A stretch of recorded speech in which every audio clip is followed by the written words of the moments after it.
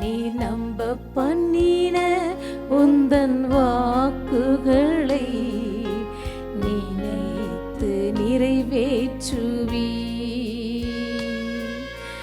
மறவாமல் நினைப்பவரே ஏசையா, நிறைவேற்றி முடிப்பவரே. மறவாமல் நினைப்பவரே ஏசையா, நிறைவேற்றி முடிப்பவரே. நீ நம்ப பண்ணின உந்தன் வாக்குகளை நினைத்து நிறைவேற்றுவி. நீ நம்ப பண்ணின உந்தன் வாக்குகளை நினைத்து நிறைவேற்றுவி. உடன்படிக்கையின் தேவன் உண்மையில் பிசகாதவர். உடன்படிக்கையின் தேவன் உண்மையில் பிசகாதவர். தாவீதுக்கு நான் பொய் சொல்லேன் என்று சொல்லி சொன்னதை நிறைவேற்றுவீர். தாவீதுக்கு நான் பொய் சொல்லேன் என்று சொல்லி சொன்னதை நிறைவேற்றுவீர். மறவாமல் நினைப்பவரே ஏசையா, நிறைவேற்றி முடிப்பவரே. என்னை மறவாமல் நினைப்பவரே ஏசையா, நிறைவேற்றி முடிப்பவரே. நீ நம்ப பண்ணின உந்தன் வாக்குகளை நினைத்து நிறைவேற்றுவி. நீ நம்ப பண்ணின உந்தன் வாக்குகளை நினைத்து நிறைவேற்றுவி. சொன்னதை செய்து முடிப்பீர். நீர் முடித்து தீர்க்கு மட்டும் கைவிட மாட்டீர். சொன்னதை செய்து முடிப்பீர். நீர் முடித்து தீர்க்கு மட்டும் கைவிட மாட்டீர். என் கையை கொண்டு தொடங்கினதெல்லாம் என் கையை கொண்டே நிறைவேற்றுவீர். என் கையை கொண்டு தொடங்கினதெல்லாம் என் கையை கொண்டே நிறைவேற்றுவீர். மறவாமல் நினைப்பவரே ஏசையா, நிறைவேற்றி முடிப்பவரே. என்னை மறவாமல் நினைப்பவரே ஏசையா, நிறைவேற்றி முடிப்பவரே. நீ நம்ப பண்ணின உந்தன் வாக்குகளை நினைத்து நிறைவேற்றுவி. நீ நம்ப பண்ணின உந்தன் வாக்குகளை நினைத்து நிறைவேற்றுவி. உடன்படிக்கையின் தேவன் உண்மையில் பிசகாதவர். உடன்படிக்கையின் தேவன்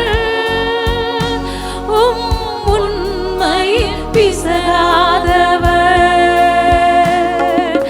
தாவீதுக்கு நான் பொய் சொல்லேன் என்று சொல்லி சொன்னதை நிறைவேற்றுவீர். தாவீதுக்கு நான் பொய் சொல்லேன் என்று சொல்லி சொன்னதை நிறைவேற்றுவீர். மறவாமல் நினைப்பவரே ஏசையா நிறைவேற்றி முடிப்பவரே, நம்மை மறவாமல் நினைப்பவரே, ஏசையா நிறைவேற்றி முடிப்பவரே. நீ நம்ப பண்ணின உந்தன் வாக்குகளை நிலைத்து நிறைவேற்றுவி.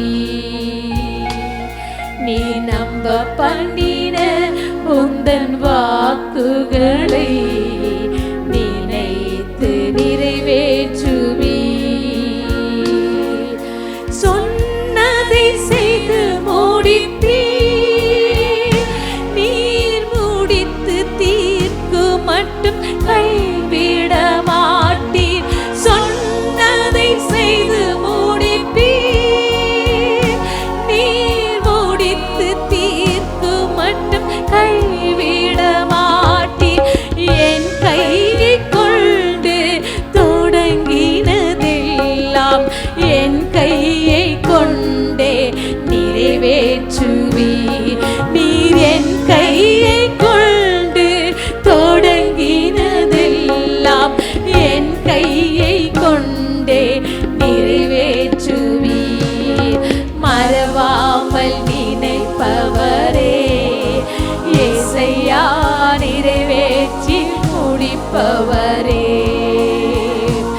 என்னை மறவாமல் நினைப்பவரே, ஏசையா நிறைவேற்றி முடிப்பவரே.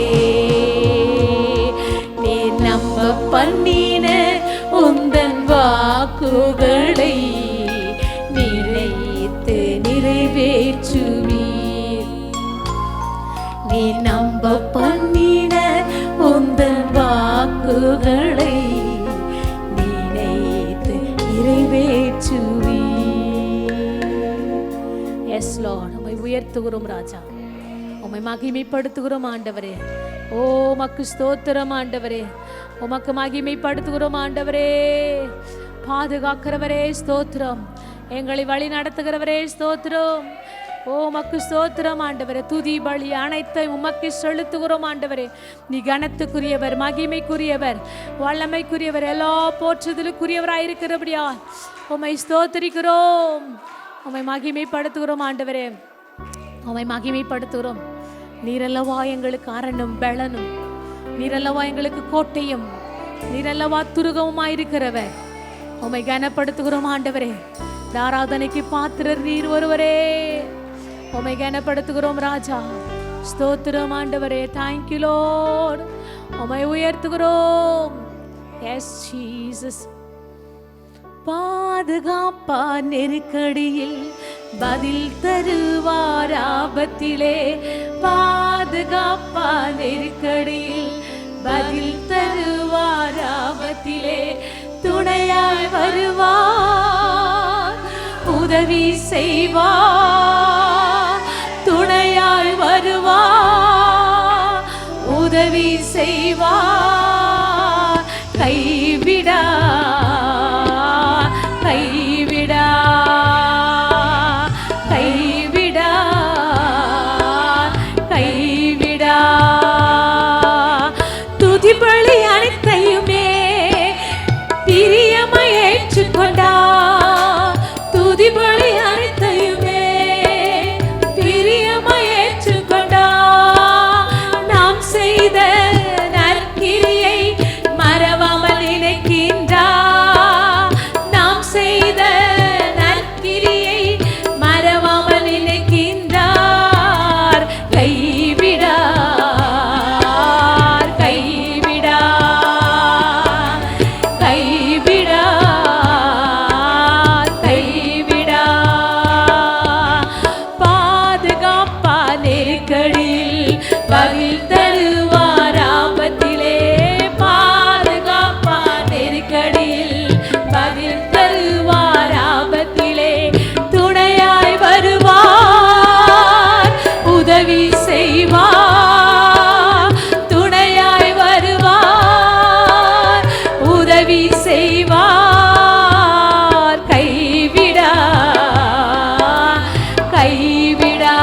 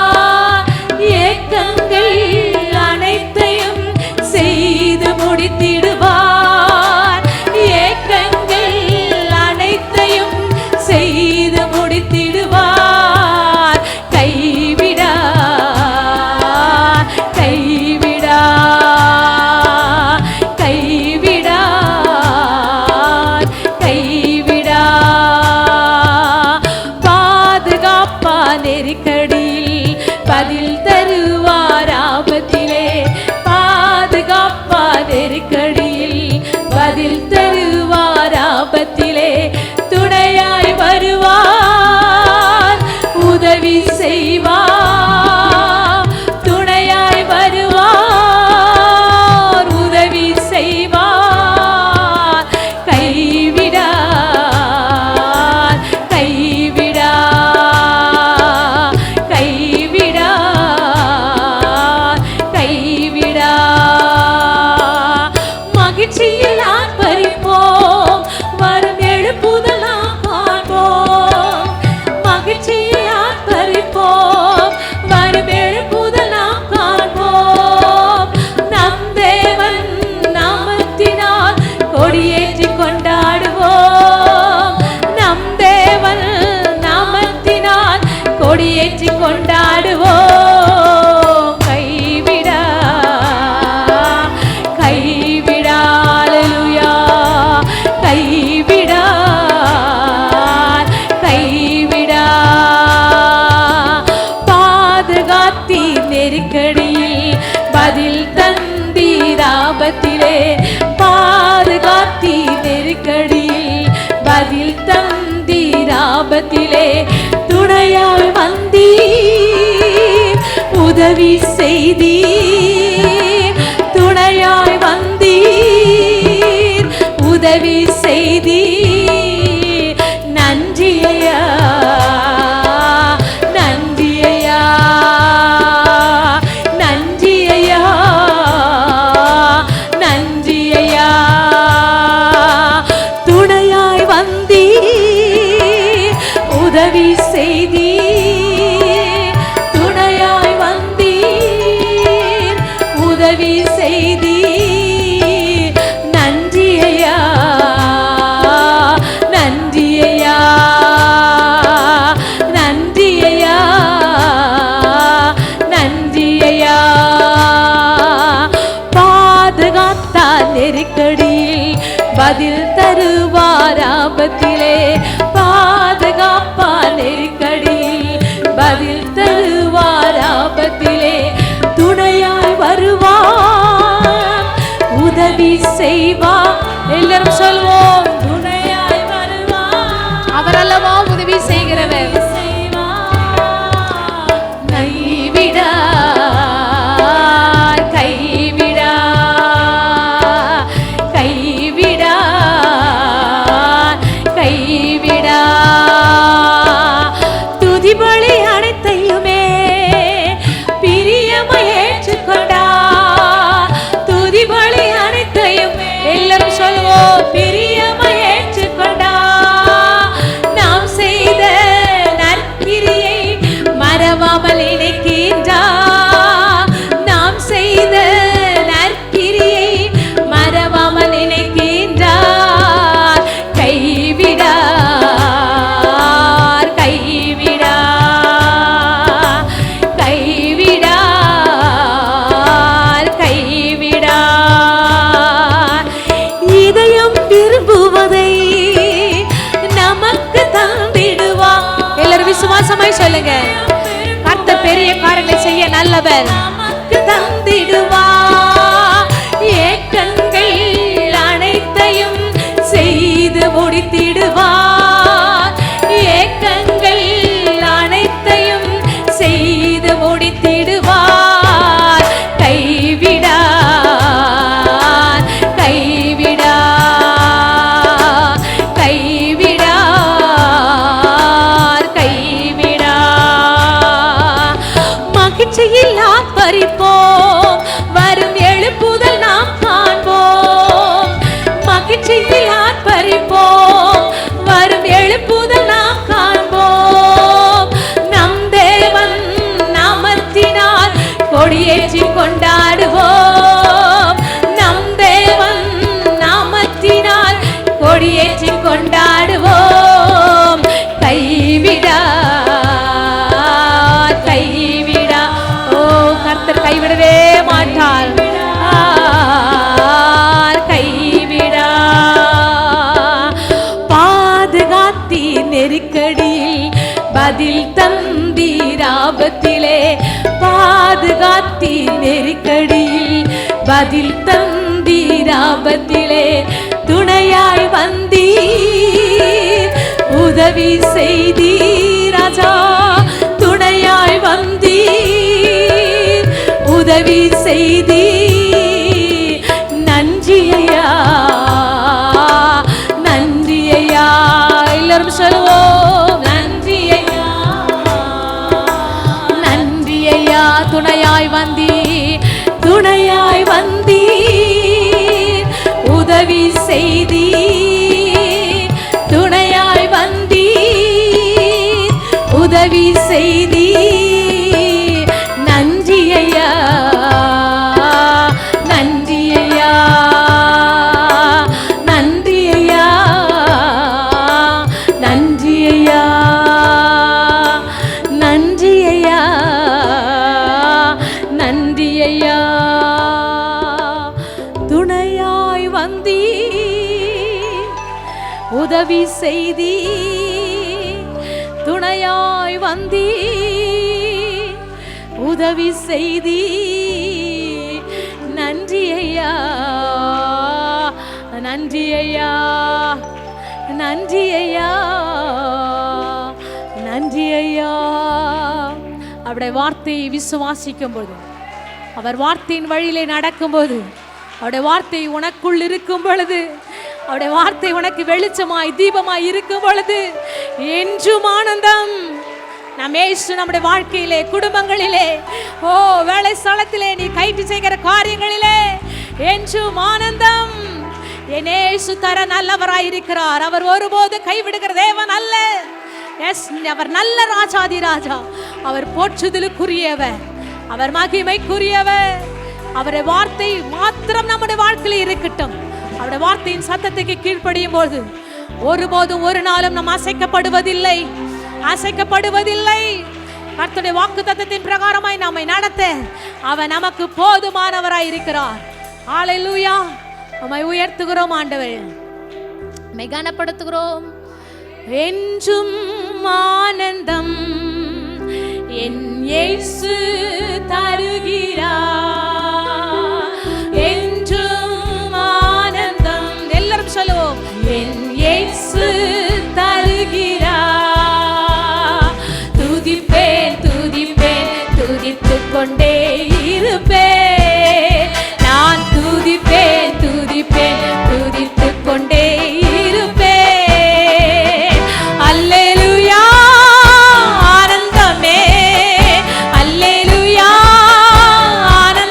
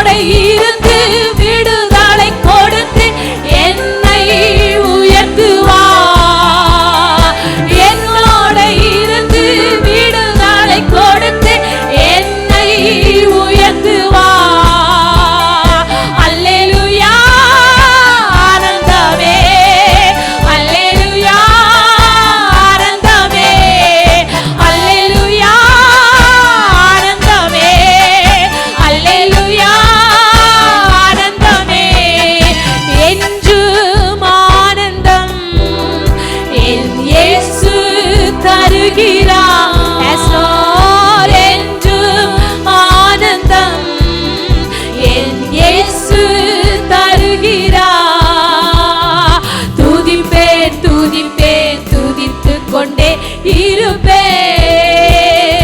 துதிப்பேன் துதிப்பேன் துதித்துக் கொண்டே இருப்பேன். அல்லேலூயா அல்லேலூயா ஆனந்தமே.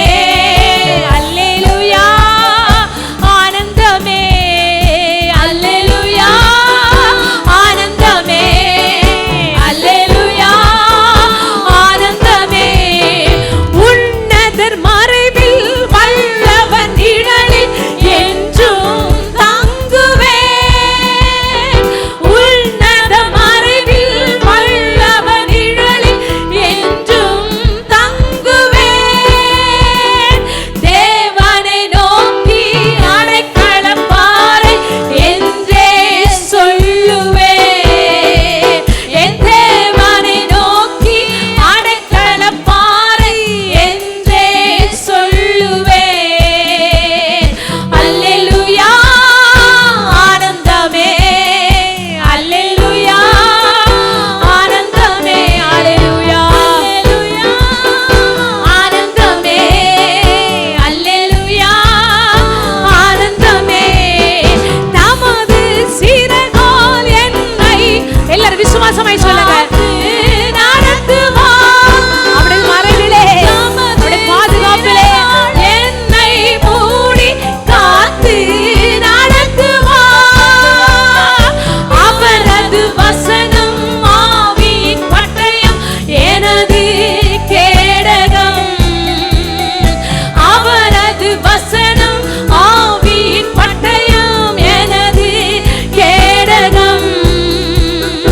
அல்லேலூயா ஆனந்தமே. அல்லேலூயா ஆனந்தமே.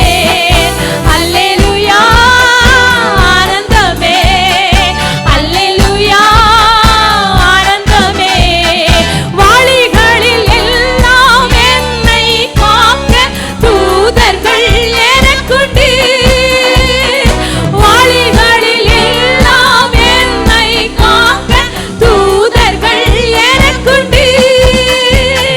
பாதம் கல்லில் மோதாமல் காத்து கரங்களில் ஏந்துவார். பாதம் கல்லில் மோதாமல் காத்து கரங்களில் ஏந்துவார். அல்லேலூயா ஆனந்தமே. அல்லேலூயா ஆனந்தமே. அல்லேலூயா ஆனந்தமே. அல்லேலூயா. ஆபத்து நேரம் கூப்பிடும் எனக்கு என்றும் பதிலுண்டு. என்னோட இருந்து விடுதலை கொடுத்து என்னை உயர்த்துவார். என்னோட இருந்து விடுதலை கொடுத்து என்னை எல்லாரும் சொல்லுவோம். என்னோட இருந்து விடுதலை கொடுத்து இருந்து விடுதலை கொடுத்து என்னை எல்லாரும் சொல்ல. என்னோடு இருக்கிறவர் பெரியவர். என்னோட இருந்து விடுதலை கொடுத்து என்னை உயர்த்து. என்னோட இருந்து விடுதலை கொடுத்து என்னோட இருந்து விடுதலை கொடுத்து என்னை உயர்த்துவார். அல்லேலூயா ஆனந்தமே. அல்லேலூயா ஆனந்தமே. அல்லேலூயா ஆனந்தமே. அல்லேலூயா ஆனந்தமே. என்றும் ஆனந்தம் என் இயேசு தருகிறார். என்றும் ஆனந்தம் என் இயேசு தருகிறார். துதிப்பேன் துதிப்பேன் துதித்துக் கொண்டே இருப்பேன். உம்மை துதிப்பேன் துதிப்பேன் துதித்துக் கொண்டே இருப்பேன். துதிப்பேன் துதிப்பேன் துதித்துக் கொண்டே இருப்பேன்.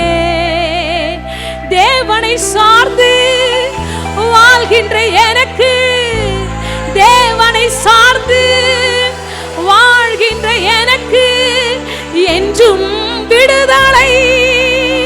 தேவனை சார்ந்து ராஜாதி ராஜாவை சார்ந்து வாழ்கின்ற எனக்கு என்றும் விடுதலை. அவரது நாமம் அறிந்த எனக்கு, இயேசு என்ற நாமம் அறிந்த எனக்கு, அவரது நாமம் அறிந்த எனக்கு, அவரே எங்கள் ராஜாதி ராஜாவே, எங்கள் இயேசு ஒருவரே, அவரே அடைக்கலம். ஹல்லேலூயா, ஓ ஹல்லேலூயா, ஹல்லேலூயா.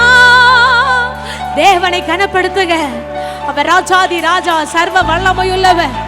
ஹல்லேலூயா, ஆனந்தமே, ஹல்லேலூயா, ஆனந்தமே. ஆபத்து நேரம் கூப்பிடும் எனக்கு என்றும் பதிலுண்டு. ஓ ஆபத்து நேரம் கூப்பிடும் எனக்கு என்றும் பதிலுண்டு. என்னோட இருந்து, என்னோட நடந்து, என்னோட பேசி, என்னோட உறவாடி, என்னோட இருந்து விடுதலை கொடுத்து நம்மை என்னை உயர்த்துவார். அவருடைய வார்த்தையின் சத்தம் நமக்குள் தொனிக்குமானால் எப்பொழுதுமே விடுதலை தான், வெற்றி தான், ஜெயம்தான். என்னோட இருந்து விடுதலை கொடுத்து என்னை உயர்த்துவார். அல்லேலூயா, ஆனந்தமே, அல்லேலூயா, ஆனந்தமே, ஹல்லேலூயா, ஆனந்தமே, அல்லேலூயா. எல்லாரும் சொல்லுவோம், ஹல்லேலூயா, அல்லேலூயா. விடாதீங்க, எஸ், ஓ அட பிரசன்னத்துக்குள்ள இருங்க, அட பிரசன்னத்தை விட்டு விடாதீங்க. ஓ ஹல்லேலூயா, ஆனந்தமே, அல்லேலூயா, ஆனந்தம், ஹல்லேலூயா, அல்லேலூயா, ஆனந்தமே, அல்லேலூயா, ஆனந்தமே, அல்லேலூயா, ஆனந்தமே. அவரை துதிக்க துதிக்க, அவரை மகிமைப்படுத்த மகிமைப்படுத்த, உன்னதத்தின் ராஜாவை கனப்படுத்த கனப்படுத்த நாம் உயர்ந்து கொண்டே போவோம். ஹல்லேலூயா, அல்லேலூயா, ஆனந்தமே, அல்லேலூயா, ஆனந்தமே, அல்லேலூயா, ஆனந்தமே, என்றும் ஆனந்தம் என் இயேசு தருகிறார். துதிப்பேன் என் ராஜாதி ராஜாவை, சர்வ வல்லமரை துதிப்பேன் துதிப்பேன், துதித்து கொண்டே இருப்பேன். துதியும் கனமும் மகிமையும் புகழும் எங்கள் ராஜாதி ராஜா, போற்றுதலுக்குரியவர், மகிமைக்குரியவர், அவருக்கே செலுத்துகிறோம். அப்பா உமக்கே மகிமை, உமக்கே துதி. இந்த ஆராதனையின் துதிகளிலே எங்களோடு அசைவாழதுக்காக ஸ்தோத்திரம். எங்களுக்கு உமக்கு மகிமை செலுத்துகிறோம், உமக்கு கனத்தை செலுத்துகிறோம், ஒருவருக்கே செலுத்துகிறோம். ஆமென். சீனிய நாமத்தில் வாழ்த்துகள். மீண்டுமா எஸ்கேஎம் திருச்சபையுடைய லைவ் ஆராதனைக்கு உங்களை அழைக்கிறோம். ஆமென். நல்ல ஆண்டவரே, இந்த காலை வேலைக்கு சுபிக்கிறோம். இந்த எலக்ட்ரிக் பவர், ஆடியோ, வீடியோ மற்ற எல்லா விதமான பொருட்கள் கருவிகளை மறைத்து கொள்ளும், கிருபையாயிரும், இரத்த கொடையில் மறைத்து கொள்ளும், ஆசீர்வதியும். இயேசு கிறிஸ்து நாமத்திலே ஜெபிக்கிறேன் நல்ல பிதா, ஆமென். இந்த காலையிலே நாம் பார்க்க போகிற தலைப்பு, அவர் என்னை இங்கிருந்து வெளியேற்ற முடியும். அவர் என்னை இங்கிருந்து வெளியேற்ற முடியும். ஆண்டவரால் எல்லா விதமான சூழ்நிலை மத்தியிலிருந்து தேவனாலே நம்மை வெளியேற்ற முடியும் என்று வேதத்திலே நாம் வாசிக்கிறோம். இந்த நாளில் கூட நாம் பார்க்க போகிற வசனங்கள் யோவான் 11ஆம் அதிகாரம், லாசரு உடைய உயிர்த்தெழுதலை குறித்து இந்த காலையில் நாம் பார்க்க போகிறோம். யோவான் 11ஆம் அதிகாரம் மிக முக்கியமான ஒரு அதிகாரமாக இருப்பதை நாம் பார்க்குறோம். இயேசு லாசருவை உயிர்த்தெழுதலை குறித்து இந்த காலையில் சில வசனங்களை நாம் படிக்க போகிறோம். இதற்கு முன்னே சில காரியங்களை நாம் பார்க்கலாம். யவீருடைய மகள் இறந்தபோது இயேசு அவளை உயிர் பெற செய்தபோது அவள் அப்போதுதான்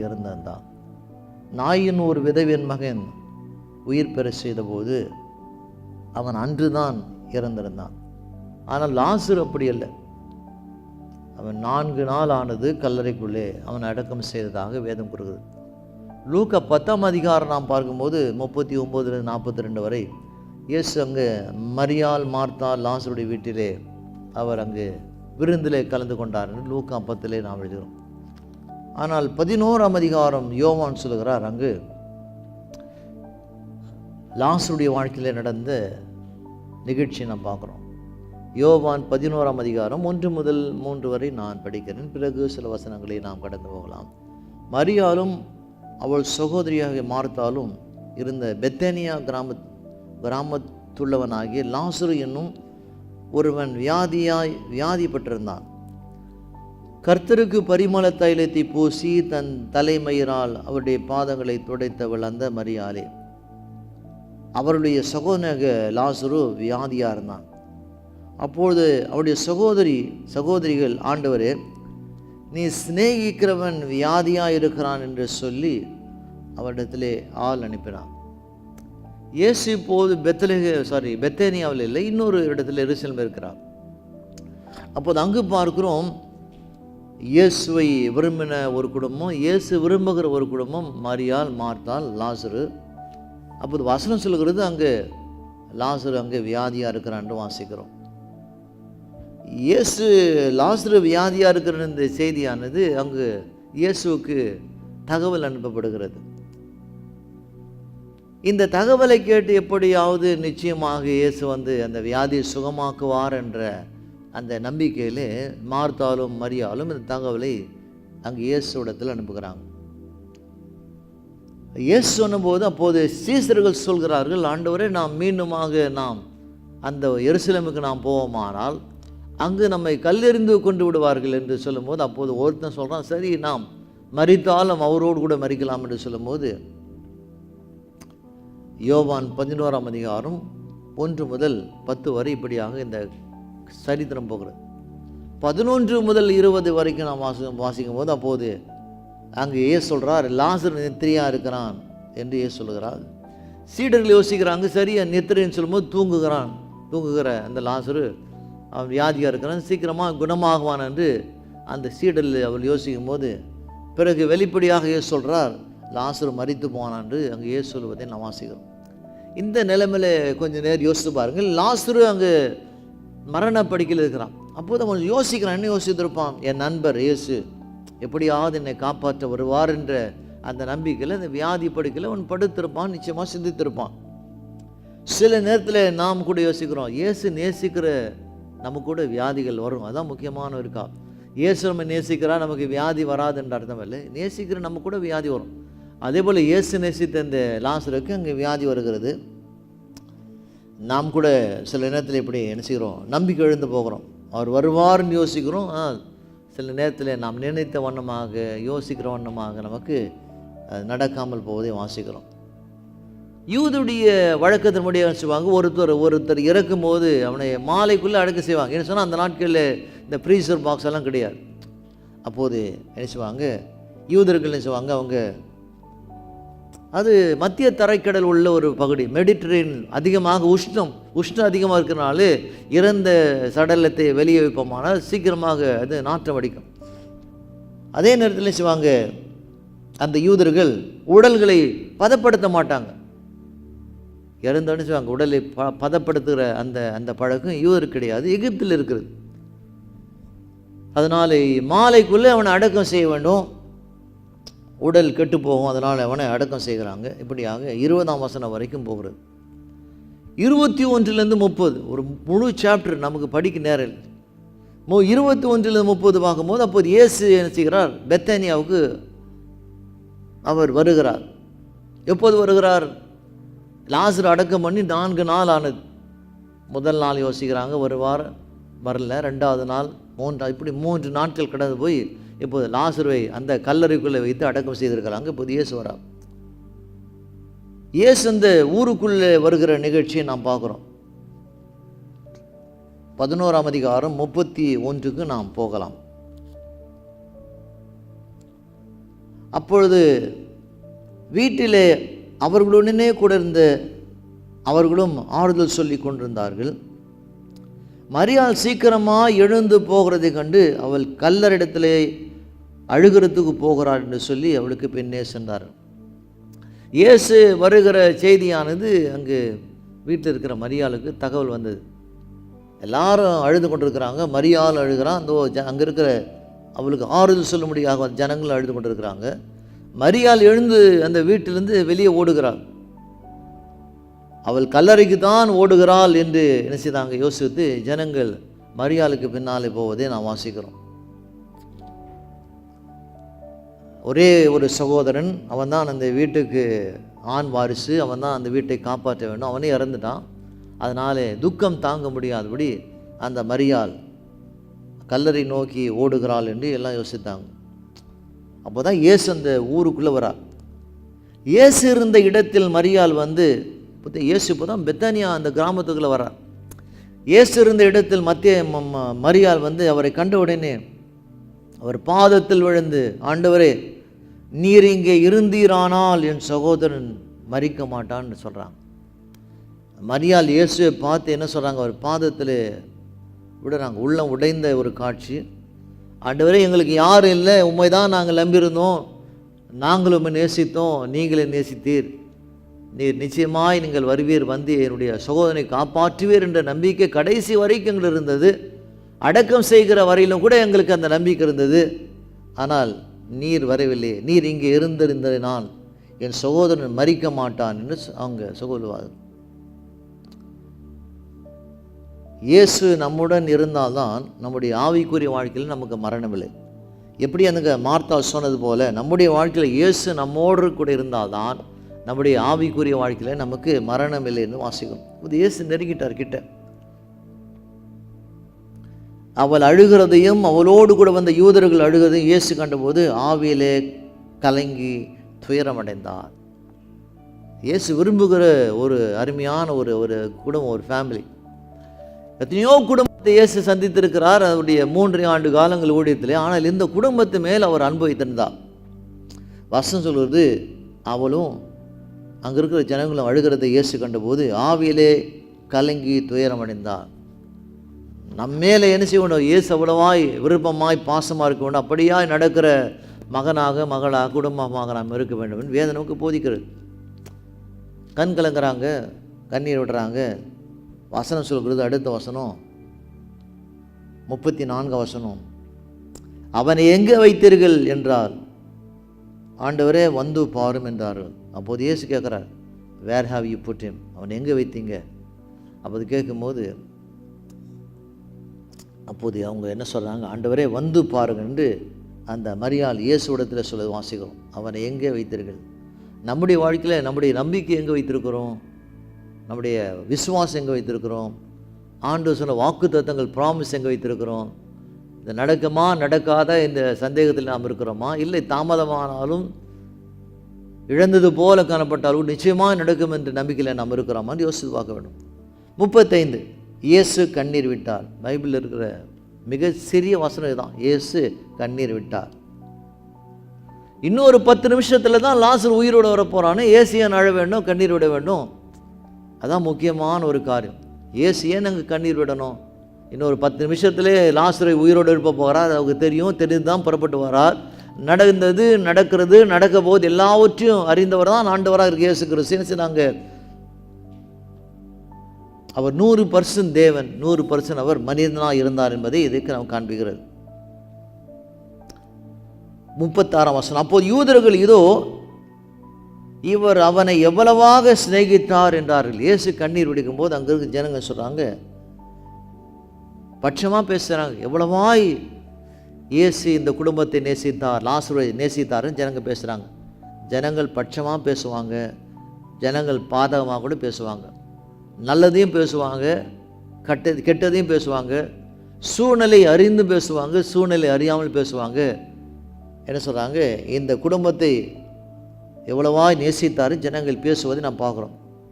அவர்களில் சிலர் என்ன சொல்கிறாங்க, குருடனுடைய கண்களை திறந்த இவர் இவனை சாகாமல் இருக்க பண்ணவும் கூடாதா என்றார். இப்போ தான் சொன்னாங்க இவர் நேசிக்கிறார் என்று.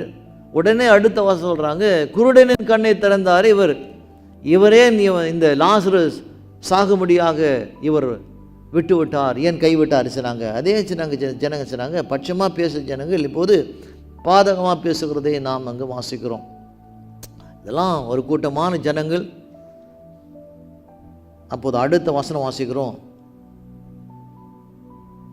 அப்போது இயேசு மறுபடியும் தனக்குள்ளே கலங்கி கல்லிடத்திலே வந்தார்.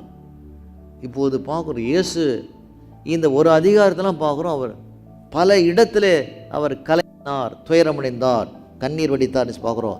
இந்த அதிகாரத்தை மட்டும் நாம் அதிகமாய் நாம் அங்கு பார்க்குறோம். அது ஒரு குகையாக இருந்தபடினால் அதன் மேல் ஒரு கல் வைக்கப்படுது. ஒரு பெரிய ஒரு மலைப்பாங்கான இடம். அந்த இடம், அந்த எருசலேம் பட்டணம், இந்த பெத்தனியா கிராமம், அங்கே மலையில் நினைச்சுவாங்க குழி, அந்த குகை தோண்டி அதுக்குள்ளே தான் அந்த பிணங்களை வைப்பாங்க. இப்போ அந்த இடத்துல வந்து இயேசு நிற்கிறார். ஒரு குகையிலே லாசருடைய சரீரத்தை உள்ளே வைத்திருக்கிறாங்க. ஒரு கல் வைக்கப்பட்டிருந்தது. இதுக்காக ஏதாவது மிருகங்கள் உள்ளே போய் அந்த சடலத்தை சேதப்படுத்தக்கூடாது, இல்லை உள்ளே அடக்கம் பண்ணப்பட்ட பிறகு ஏதாவது அந்த அடக்கம் பண்ணப்பட்டுள்ள நபர் ஏதாவது பொன் பொருள் போட்டிருக்கிறாரா, அதை கொள்ளையடித்து கொண்டு போக ஒரு கூட்டம் இருக்கிறது. அந்த கூட்டத்துக்கு தப்பிக்க ஒரு கல், ஒரு பெரிய ஒரு கல்லானது அந்த கல்லறை அடைக்கப்பட்டிருந்ததாக வேதம் நமக்கு கூறுகிறது. 31 இயேசு என்ன சொல்றா? இயேசு கல்லை எடுத்து போடுங்கள் என்றார். இயேசுன வார்த்தை என்ன? அந்த கல்லை எடுத்து போடுங்கள் என்று இயேசு நினைக்கிறாரு அங்கு சொல்றார். நம்முடைய வாழ்க்கையிலே அற்புதம் நடக்க வேண்டுமானால் சில காரியங்களை நாம் எடுத்து போட்டால்தான், ஒதுக்கி வைத்தால்தான் நம்முடைய வாழ்க்கையில் அற்புதம் நடக்கும். நாம் தான் சில காரியங்களை செய்யணும். நம்முடைய வாழ்க்கையில் சில காரியங்களை நாம் எடுத்தால்தான், புரட்டினால்தான், ஒதுக்கினால்தான் அவரால் அற்புதத்தை செய்ய முடியும். தேசன்னு சொல்கிறாராம், கல்லை எடுத்து போடுங்கள், ஒதுக்கி வைங்கள், ரோல் த ஸ்டோன் என்று சொல்ல ஆரம்பித்தார்.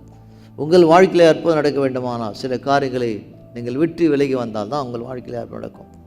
அப்போது 39 வசனம் 2ஆம் பகுதி வாசிக்கிறோம். மார்த்தாள் அவரை நோக்கி, ஆண்டவரே இப்போது 4 நாள் ஆயிட்டுன்னு சொன்னாங்க. இப்போது மார்த்தாள் சொல்கிறாங்க, ஆண்டவரே இப்போது 4 நாள் ஆயிற்று நாரும் என்று மார்த்தாள் சொல்வது வாசிக்கிறோம்.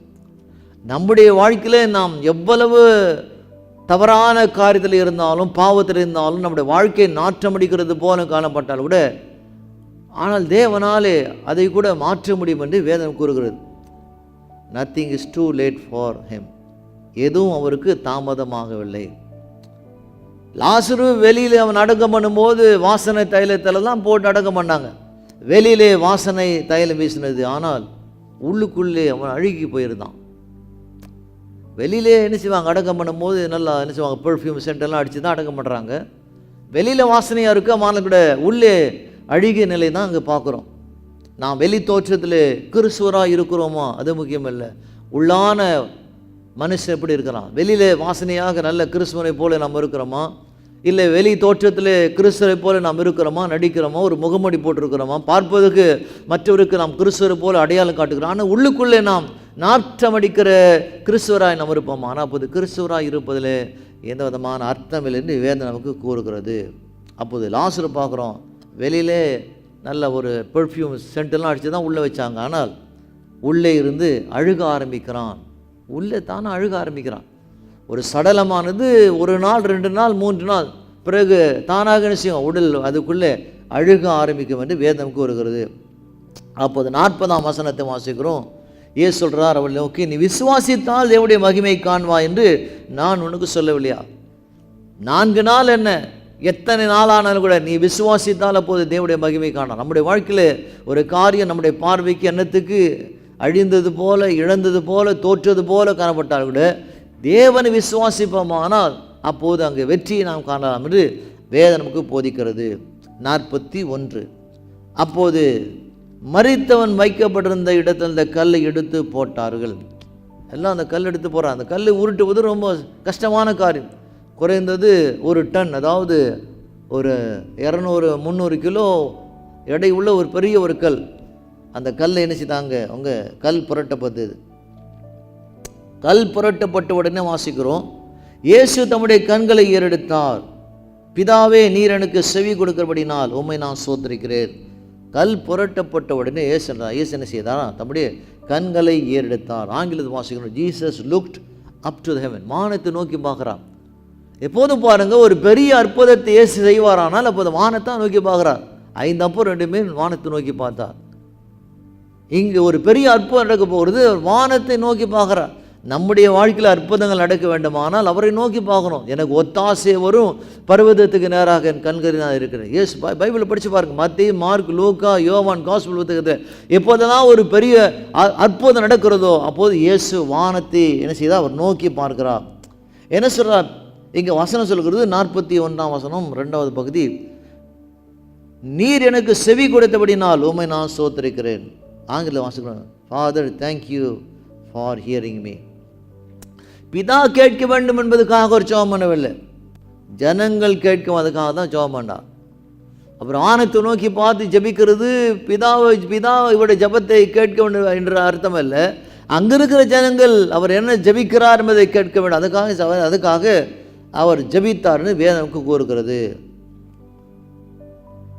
42ஆம் வசனம், நீ எப்போதும் எனக்கு செவி கொடுக்கிறேன் என்று நான் அறிந்திருக்கிறேன், ஆனால் நீர் என்னை அனுப்பினதை சூழ்ந்திருக்கிறோம் ஜனங்கள் விசுவாசிக்கும்படியாக அவர்கள் நிமித்தம் இதை நான் சொன்னேன் என்று சொல்கிறார்.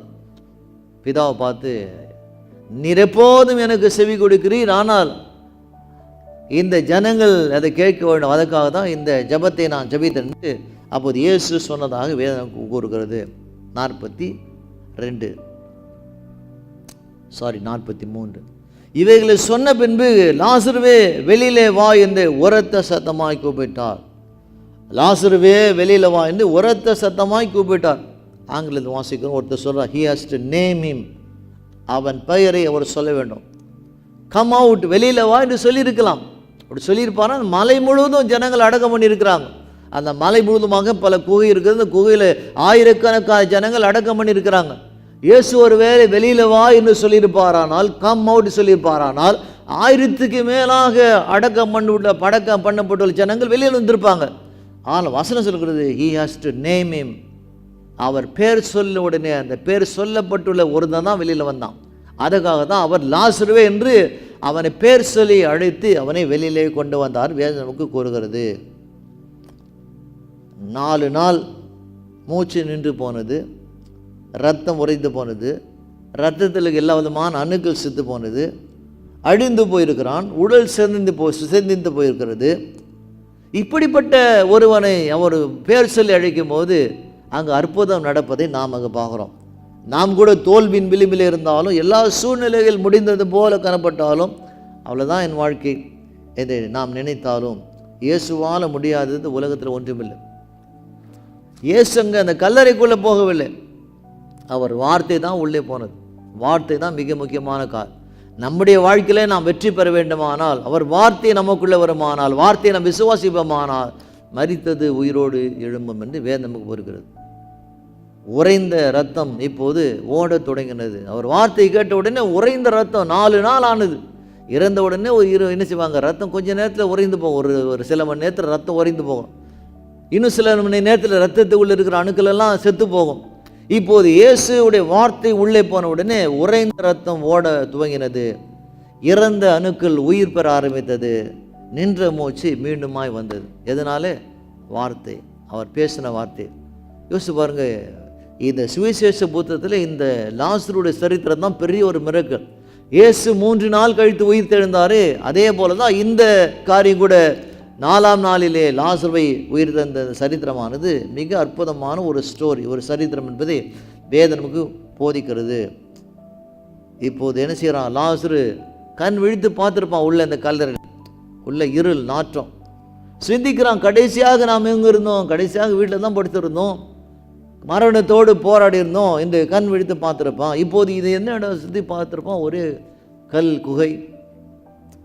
எப்படி என்ன செய்தான்? சத்தத்தை நோக்கி வெளியில் வரான். எங்கிருந்து சத்தம் வந்ததோ அந்த சத்தத்தை நோக்கி லாசரு வெளியிலே தத்தி வெளியில் வரான். பசங்களும் இந்த முற்றிலுமாக அவன் காலிலிருந்து தலை வரைக்கும் என்ன செய்கிறாங்க, அவனை துணியினாலே சுட்டி இருந்தாங்க.